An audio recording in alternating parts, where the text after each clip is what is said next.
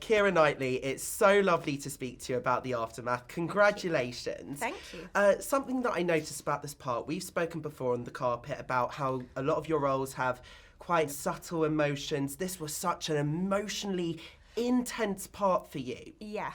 How on earth did you handle that? Like at home, every day, did you just go, oh, I need a break, I need a cup of tea, feet up? Yeah, it's not that bottled though. It kind of comes out quite a lot as well, so that's quite Yeah. helpful. I mean, it's what I do for a living. I love it. It's a bit cathartic. Do you know what I mean? How did I cope when I got home? I mean, my daughter was like 18 months old at that point, and she was up, still 3-4 times a night. So the good thing about that as an actress is it means the tears are very close to the surface. Yes. You know, you're so tired that it's just like It just comes out. It just literally comes out, and it's quite a relief when it does. You know, so I think that probably she helped me with this one. I was going to say, was it kind of like the stresses of motherhood for this kind of like came out in your acting in No, this? I mean, I think it's very much, I don't really use my life at all when I course. work. It's entirely just how I react to the story and the character, and I felt enormous empathy with the woman that I play in this. You know, I think it's quite difficult if you watch the film and you know the circumstance, it's quite difficult not to kind of empathise with her. And it doesn't necessarily mean that she's always likeable, because she certainly isn't, but you kind of understand where she's coming from, and I did completely understand. I understood exactly why she behaved in the way that she did, because she's dealing with such horrific grief, you know. And actually, if you really think about that, and not using your own life, but you really just think about her, it just made me cry. And kind of like on the subject of grief, how on earth, because everything is going so well for you, how on earth did you kind of get into the mindset of this grief?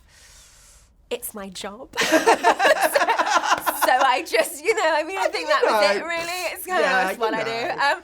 No, I mean, I think I reread a couple of books that I'd already read, which Joan Didion's Year of Magical Thinking, which is a beautiful book, and she so amazingly describes that kind of state. And then Grief is the Thing with Wings, which is another beautiful book about it.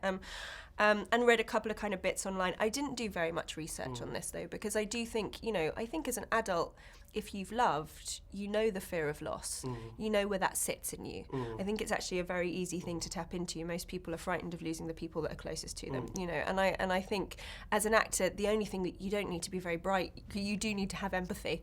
And I think, and hopefully people that watch this story or connect to this story in any way, hopefully you've not been through anything like this, but I think it would be hard not to empathise with these people. But I also think, I've done a lot of World War II films, and I've watched a lot of World War II films, and I'd never seen something set in exactly this period that kind of asks those questions. How on earth, if you've been through what that whole generation had been through, the trauma of all of that, how do you rebuild? How do you stand back up? How do you do any of this stuff? It's kind of unimaginable, and how triumphant that they actually managed to do it. Well, you did that through that golden dress. It's Thank you. Stunning. Thank you so Saying much. yes to the dress, seeing that gold dress in the posters. I really hated that dress. No! It was so cold when we were shooting. I mean, it's a beautiful dress, but it was so cold. It was so cold in that location.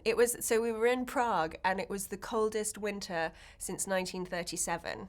So Not ideal. And we were Not shooting ideal. in a place that had no heating because it was a disused. I mean, it was. And when you look at that dress, it's not like you can get anything underneath it. No. So it was so cold that I just have I have PTSD about the dress.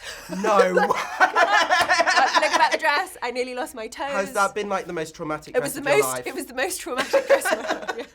Well, Keira, thank you so much and lovely to speak Thank to you, you. and you. Thank you very much.